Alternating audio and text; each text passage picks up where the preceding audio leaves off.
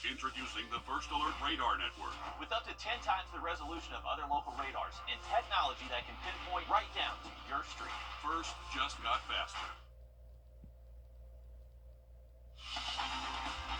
Live from Augusta.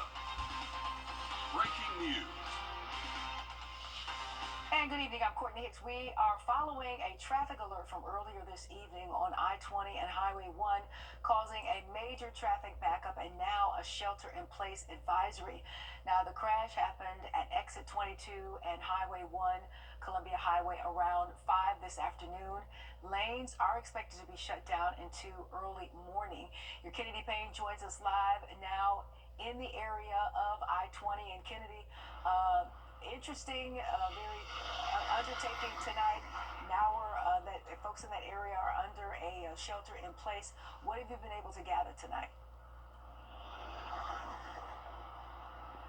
Yeah, absolutely. Definitely a big mess out here, Courtney. But what we do know is a truck, again, went off the bridge at Columbia Highway and I-20 right off exit 22. And the whole thing that's causing this big mess is the fact that the truck was carrying a hazardous material, which is highly flammable, which is methyl acetate. So that's where that code red comes in. That's where they're asking people, they're sending out an alert, telling people if you're living in that, you live in that area, or you're a resident, that you need to shelter in place. That's because, again, it's highly flammable, but also could irritate you or your skin if you come in contact with it. We do have a picture of that code red alert that was sent out, so if you can know if that pertains to you, if you are part of that inner circle that needs to shelter in place. If you miss it, then we'll also have that on our website, Wrdw.com. You'll be able to go check there as well to make sure that you do or you do not need to shelter in place. We also do know that one person was transported to the hospital. We don't know the extent of their injuries at this time, but again, one person was taken to the hospital. And the Center Fire and Rescue Department says, like you said, that the road's going to be closed for at least 10 hours. Now, this all happened around 5 p.m., completely shutting the interstate down. If you're traveling eastbound, then you're going to be rerouted through exit 18. If you're traveling westbound, then traffic's going to be diverted at Wire Road and exit 29. Now, that's where we're at right now. We're at exit 18, right at this Waffle House here. I have seen plenty of traffic back up just here. We also were originally at the traffic, like the accident where it happened, until they sent out that code red alert and we were like, hey, we don't have anywhere to shelter in place. We should probably get out of this circle. So we diverted here, and I'll tell you, we did run into some traffic. We did see the detour signs going up, so you're going to see plenty of detour signs around this area. It is going to definitely be a headache if you're around here. You do need to keep that in mind. But the biggest thing right now is that code red alert telling you to shelter in place. We were originally at the 7-Eleven right where the bridge was. That 7-Eleven is completely closed right now. And Courtney, again, this is a big headache traffic wise. I'm hoping that they can get it cleaned up, maybe for the morning time, so it's not as much traffic. But even here at 11 p.m. at night, we've seen plenty of traffic.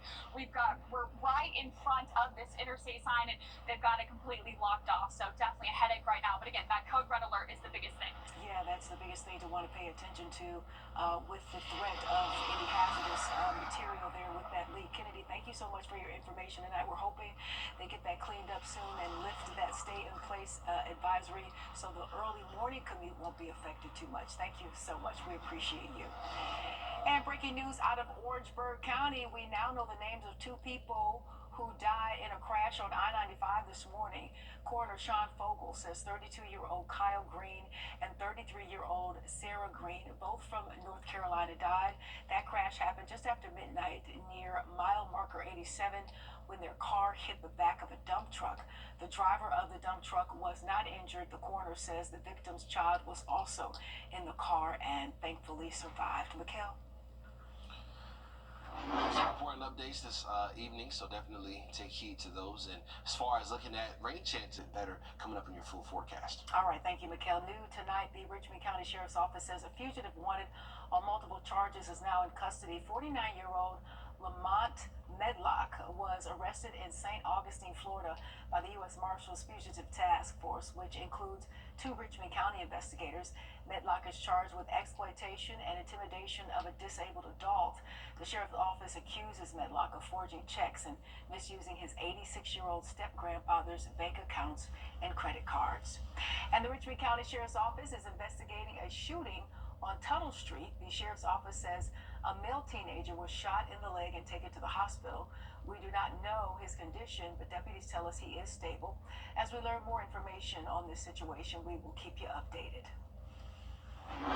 And it's graduation season, and a local teenager is making history at Aiken Technical College.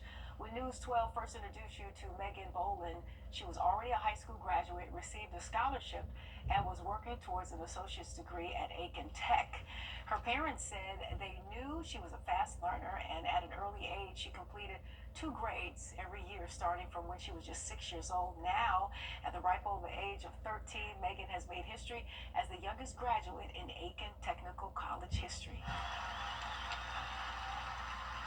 With a standing ovation, Megan graduated with honors. Her dream is to become an orthodontist, and she is well on her way. It feels unreal, honestly. Just yesterday, I remember starting my first classes. It feels like just yesterday I was just... And it's graduation season, and a local teenager is making history at Aiken Technical College. When News 12 first introduced you to Megan Boland, she was already a high school graduate, received a scholarship, and was working towards an associate's degree at Aiken Tech. Her parents said they knew she was a fast learner, and at an early age, she completed 2 grades every year, starting from when she was just 6 years old. Now, at the ripe old age of 13, Megan has made history as the youngest graduate in Aiken Technical College history. With a standing ovation, Megan graduated with honors. Her dream is to become an orthodontist, and she is well on her way. It feels unreal, honestly. Just yesterday, I remember starting my first classes. It feels like just yesterday I was just starting, and I don't know, it just still haven't processed it all yet. And I guess in the moment, it doesn't feel like anything out of... I've been doing an accelerated track for so long, but when I talk to other people my own age, I kind of realize it, like, whoa, like I'd be graduating, well, not graduating, I would be 7th grade this year. Wow. All right, up next, she will study physics at Oregon State online and then study at Lander in the fall. And a traffic alert for you for tomorrow, as the University of South Carolina Aiken's commencement is from 6 to 8 tomorrow, so some traffic may be heavy in that area. This marks the first group of students to graduate from the USCA Life Program, previously known as the PACER Life Program, that assists students with intellectual disabilities by offering academic guidance and fostering social inclusion. And Augusta Commissioner Jordan Johnson, Georgia Shift, and the Changemakers Academy hosted the Power to the People rally. This evening's event helped educate residents about how the Public Service Commission impacts your bills and rights. Attendees learned how to make their voices heard in the community and stay aware of their rights. The outreach that we do focus on is voter registration. There's been an incline with that, so our goal is to get out there and get individuals registered and then spread the word on what's out there politically, what's on the ballot, what issues are on the ballot, who's running on the ballot. So our biggest thing is to make sure that we get individuals registered to vote, get them encouraged to vote, and get it more of a duty. And you can find more about Georgia Shift on our website, wrdw.com. And President Trump has made no...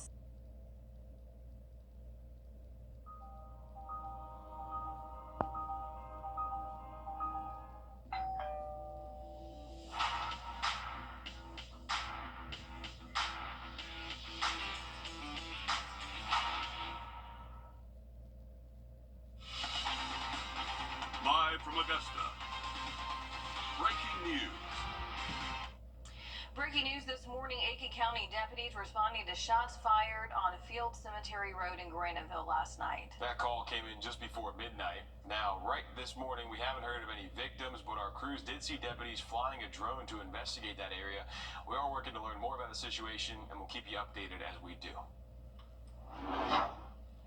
All right, let's talk about some rain that will be moving this way. We do have some cloud cover that's starting to thicken up a little bit more, but rain stretching all the way from about Chattanooga, Tennessee, along 75 across that state line, all the way down to the I-10 stretch through Mississippi, Alabama, and the panhandle of Florida, moving west to east. Now, not affecting our morning commute, pretty nice skyline, in fact. The temperatures, because of the cloud cover, haven't been cooling as much as the last couple of days, but we do have some middle 50s right here at Augusta Regional Airport. We're at 54, but we're as mild as 60 degrees here. That's a big change from yesterday's low 50s around Sylvania and Millen. 59 to 60 degrees for you. A little bit cooler with more than mid 50s on the 20 stretch all the way back into Crawfordville. But look for mostly cloudy skies. Temperatures only expected to kind of move into the 70s, but the closer we get to midday is when our chances for rain will start going up. So thankfully, morning commute, no rain. By lunchtime, may get a little bit soggy around here. So we'll track that and much more for the rest of the week, because at times that may also look wet. Coming up shortly. 6:02, guys. All right, thanks, Tim. A truck crashes in Aiken County yesterday afternoon, spilling hazardous materials right under I-20. Now, this is how it looked by exit 22 at Columbia Highway right behind us. People had to shelter in place by sundown, and this morning the interstate is still open, but the exit and on-ramps there at Columbia Highway are still closed. We're live not far from the scene on Columbia Highway. The Center Fire and Rescue Department posted on social media that the roads would be closed for at least 10 hours, and earlier this morning the interstate is open once again, but the exit and on-ramps from Columbia Highway again are still closed. So you want to give yourself some time as you drive this morning. Expect maybe some detours. We were told that it was going to open back up around 7. We were told 10 hours around 7:30 last night, but you can see crews are still out there. Deputies say that hazardous material is called methyl acetate, and it's highly flammable. County leaders say that a code red alert was sent out for those around Fulmore Road, Frontage Road, and parts of Old Camp Long Road, Shiloh Church Road, and Old Jordan Road. We checked, and the alert is no longer on the code red app. Deputies say one person was taken to the hospital after that accident. No word on a name or condition right now, but scanning that code on your screen is going to take you to the App Store, where you can access our Wrdw app. That's the best way to track this story and others. So make sure you do enable notifications, and of course we're going to keep you updated here and online as well. In Columbia County, you may start to see more construction and traffic in the area. Leaders say it's all part of a project to widen Hardy McManus Road. They say the churches, neighborhoods, and elementary school all add to congestion along that road during rush hour, and the widening will install 3 new roundabouts at Dolphin Way, Aylesbury Drive, and Halele Farm Road. Engineers say you could see crews begin work as early as this summer. We've completed the design on Hardy McManus Road. We've advertised, we've received bids. We're currently in negotiations with the contractor on Hardy McManus Road, and we hope to have it to the Board of Commissioners for May or June approval. He says if the project gets approved, it'll take about 3 to 4 years to complete. This all comes after leaders say the work over on Fury's Ferry Road is finally reaching an endpoint. Crews there are wrapping up utility relocations and have begun to install a new roundabout on that road. In Augusta, the fate of Tiffany's Eatery has been decided. Commissioners approving Sunday liquor sales to be revoked, Tiffany's to close at normal business hours, and to be on probation for 6 months. Tiffany's owners agreed with those terms. It comes after the Richmond County Sheriff's Office accused the restaurant of acting like an unlicensed club last month. And all of this was because authorities were worried about the business's impact on safety. Deputies say they were concerned about fights happening at night, as they claimed Tiffany's charged a cover fee to get in and served alcohol after hours. A spokesperson for the business claimed that the fights came from people coming from other bars. An audit is finally moving forward for the city's Parks and Rec department. Over in Martinez, you may have noticed the post office is closed. The U.S. Postal Service says they've suspended retail operations there in the aftermath of Hurricane Helene. They say for now you'll only be able to use your P.O. box, the self-service kiosk, or pick up packages there. But retail services are still available at other locations like Forest Hills Post Office. They're open Monday through Friday from 8:30 to 5:30, and then Saturday from 9 to 1. The Evans Post Office is open Monday through Friday from 9 to 5, and then also Saturday from 9 to 1. Today, Shepherd Community Blood Center is partnering with the Burke County Sheriff's Office for a replenishment drive. The blood drive is going to be from 1 to 5 p.m. at the Burke County Sheriff's Office. This comes after another blood drive at Shepherd raised more than $8,000 for Deputy White's family. If you can't donate blood, there are other ways to show your support. Local businesses are donating some of their proceeds to help the families of both deputies Brandon Sykes and Gavin White. Today, Vampire Penguin in Grovetown is donating 20% of its sales, and Chicken Salad Chick in Evans is donating 10% today from 3 to 8 p.m. Richmond County deputies have arrested a 49-year-old in connection to a deadly two-car crash at the intersection of Peach Orchard and Tobacco Road. This is the child killed in a crash on his 8th birthday. Richmond County investigators say that Camden Poole was in a car hit head-on by a pickup truck Monday afternoon. 2 other people in the car were taken to the hospital. The driver of the truck is charged with misdemeanor by homicide by vehicle. Camden was a second grader at Hepzibah Elementary School. A letter sent to parents yesterday told them that counselors are going to be available at the school for students to speak with. The crash is still under investigation this morning.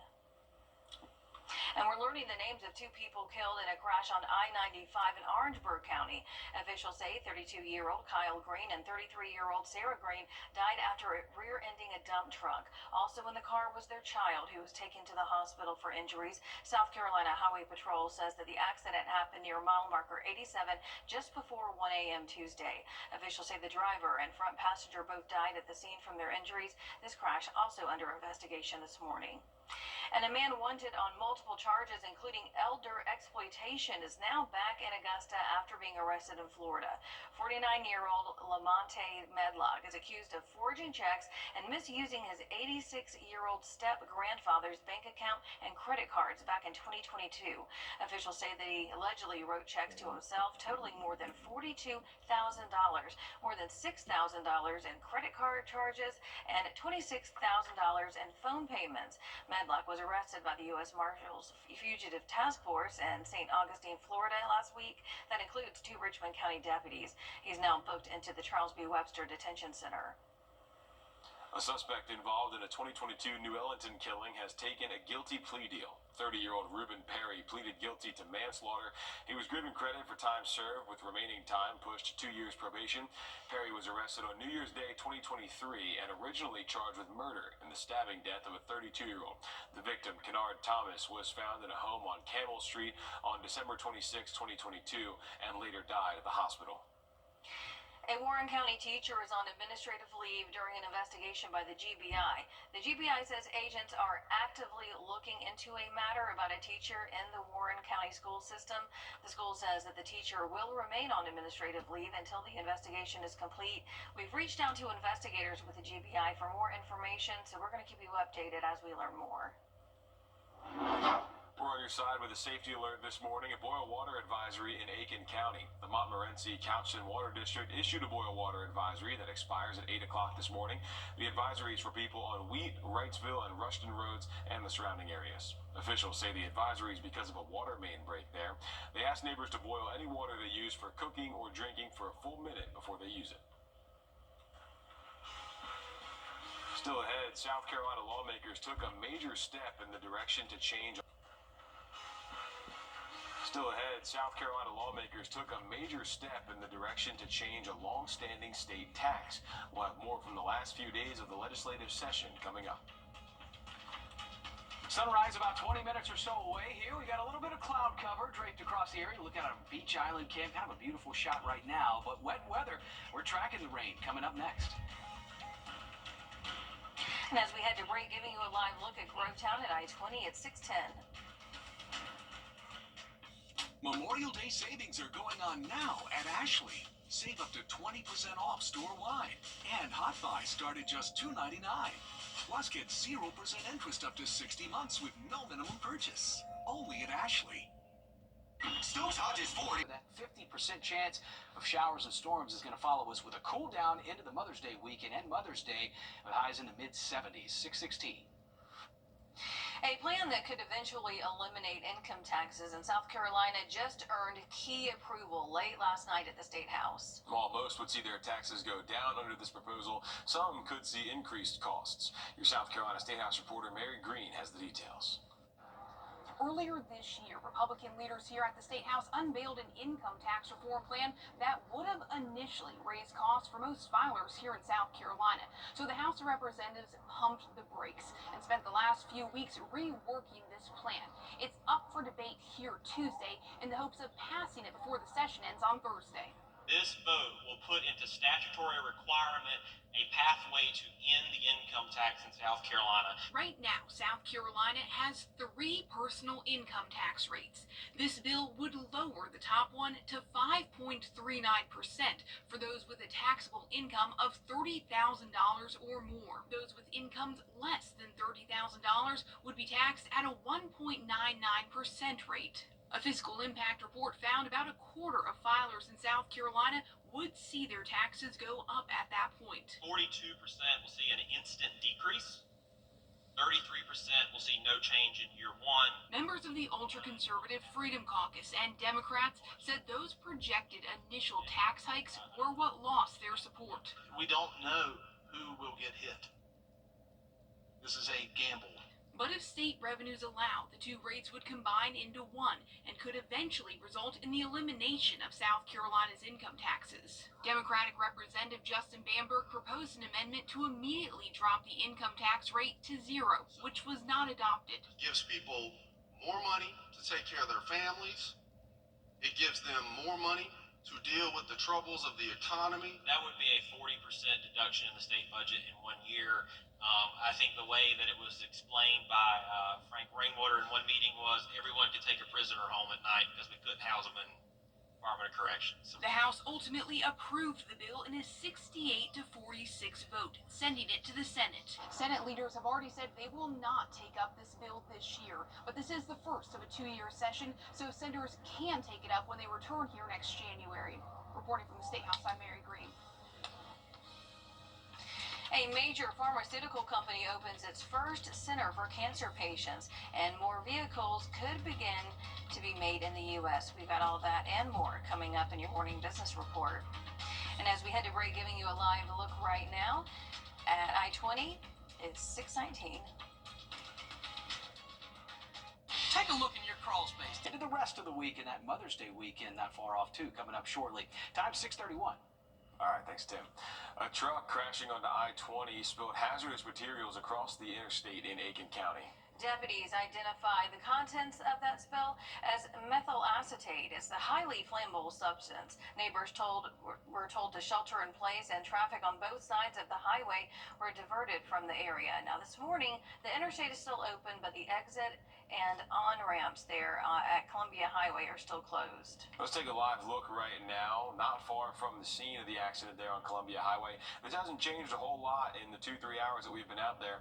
At about 7:30 last night, Center Fire and Rescue Department posted on social media that roads would be closed for at least 10 hours or at about 11 hours since then, and only just recently did they open up the interstate you see going across the top there. But again, the exit and on-ramps are still closed as crews are working to make sure they got all that material cleaned up. Now, this is from yesterday. After that crash, Aiken County issued a code red alert to people around I-20 where the crash happened. That code red told people to shelter in place until further notice. When we last checked, that code red is gone. One person was taken to the hospital, and we're still working to learn their condition.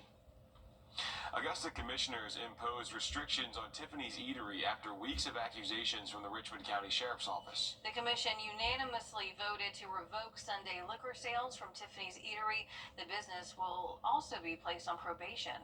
This comes after the Sheriff's Office accused the business of serving alcohol after hours, providing hookah to customers without a license, and charging a cover fee to get in. All things a restaurant isn't allowed to do. Deputies say they're also concerned with fights in and around that business. Tiffany's has been around for about 5 years, but the late-night operations didn't start until February. They say right now they're in a trial and error phase with the late-night sales. Originally, the sheriff's office wanted the Tiffany's alcohol license to be suspended. Sheriff Eugene Brantley says that he met with business owners last week and changed his recommendation to Sunday's alcohol sales. In addition to the Sunday liquor sales suspension and 6 months probation, Tiffany's must close at normal business hours. Also discussed in commission yesterday, commissioners voting to move forward on an audit of the city's Parks and Recreation Department. That audit is going to be looking to find if the department is appropriately using funds. Leaders also chose the company to complete that audit. This move has been discussed for more than a year now, as the process was forced to start over because of issues with the deadline for companies to bid for that audit. The audit is expected to cost around $71,000 and take around 90 days.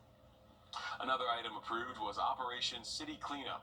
City Cleanup will help keep Another item approved was Operation City Cleanup.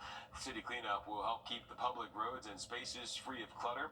The group will include people sentenced to community service. And once the group is fully operational, you'll see them around Augusta every Saturday. Columbia County Commissioners voting to become a single county region, withdrawing from the Clarks Hill Library region. The county will stay in the state system, but now it's going to be creating its own region within the state library system. So that means you can still borrow from other Georgia libraries. Officials say that the process is already underway and they've received state approval. The change will become effective January 1st, 2026. Keeping it in Columbia County, you may start to see more construction and traffic in the area. Leaders say it's a part of a project to widen Hardy McManus Road. Leaders say the churches, neighborhoods, and elementary school all add to congestion along the road during rush hour. And the new widening will install 3 new roundabouts at Dolphin Way, Aylesbury Drive, and Halali Farm Road. Engineers say you could see crews begin work as early as this summer. We've completed the design on Harding McManus Road. We've advertised, we've received bids. We're currently in negotiations with the contractor on Harding McManus Road, and we hope to have it to the Board of Commissioners for May or June approval. He says if that project gets approved, it'll take about 3 to 4 years to complete. This all comes after leaders say the work over on Fury's Ferry Road is finally reaching an end point. Crews there are wrapping up utility relocations and have begun to install a new roundabout on that road. One person has been injured in a shooting on Tuttle Street in Augusta. Richmond County deputies responded just before 4 p.m. yesterday in reference to a shooting. Deputies say a 17-year-old was taken to the hospital after being shot at least once in the leg. We have reached out to learn more about this situation and case. We're going to keep you updated as we do learn more. We're learning the identity of human remains found in Aiken back in March. Aiken County officials say the remains are of 73-year-old Daniel Ribesome. Remains were found on Woodfield Road off Silver Bluff Road after a neighbor alerted authorities while doing a wellness check. They say Ribesome's cause of death is still under investigation, but right now they don't suspect any foul play. We're on your side with a safety alert about a boil water advisory in Aiken County. The Montmorency Couchton Water District issued a boil water advisory that expires at 8 a.m. The advisory is for people on Wheat, Wrightsville, and Rushton roads and the surrounding areas. Officials say that the advisory is because of a water main break, so they're asking neighbors to boil any water that they use for cooking or drinking for a full minute before using it. Proposed legislation could throw parents in jail, but not for their actions. We'll show you what lawmakers are discussing after the break. We have radar up, tracking rain moving across Georgia and eventually into the CSRA. We'll talk about timing for us here in the metro coming up next. And as we head to break, giving you a live look here over the Calhoun Expressway at 6:37. Create an oasis in your... Proposed legislation could mean Georgia parents could face jail time if their child hurts a teacher. Now, this comes as more educators report an increase of violence in schools. Your Georgia State House reporter, Abby Kasoris, explains how this issue has people torn. Alex Benoit says as a former DeKalb County student, he never saw a student hit a teacher. Like what's captured in this viral video, when a student at Martin Luther King Jr. High School punched a teacher, and you see the teacher swing back. It's not good if a student's fighting a teacher, because the teacher might feel like they don't want to have this job anymore, and that's the last thing we want. This is another video of a student hitting a teacher at Discovery High School in Gwinnett County. The American Psychological Association reports violence against school staff is growing. This graph shows an uptick since the pandemic. In a survey, they found 56% of teachers reported incidents of physical violence. Nearly half of teachers want to quit or transfer schools. And in some of these schools and high schools, we will have at least 3 or 4 fights per week. Educator and president of the Georgia Federation of Teachers, Wrdw Turner, worked with lawmakers to draft the Georgia Parent Accountability Act. She says the bill would make parents personally responsible if their child hurts a teacher. They could face a fine, community service, and possible jail time. If I run a red light, I pay the price. If I don't pay internal revenue, I pay the price. So parents now will have to get a grip and understand who their children are. But some parents don't even know what their children are doing. Talking to parents and former teachers, some say the bill goes too far. I think that's excessive, extremely excessive. I know that kids have anger issues, especially these days, and parents have anger issues. So that's why I think money should be better spent on a bill that mandates parenting classes. The General Assembly reconvenes in January. That's when lawmakers could debate the bill. In DeKalb County, I'm Abby Casores. The family of a Georgia airman killed by a Florida deputy is suing the former deputy and the sheriff's office. 23-year-old Robert Fortson was killed on May 3rd by an Okaloosa County deputy seconds after opening his apartment door. Body camera video showed Fortson was holding a legally owned handgun pointed at the floor when he opened the door before he was shot and killed. That deputy was later fired and charged with manslaughter with a firearm. Fortson's family is being represented by a well-known civil rights attorney involved in the cases of George Floyd, Breonna Taylor, and Michael Brown. We're now only 13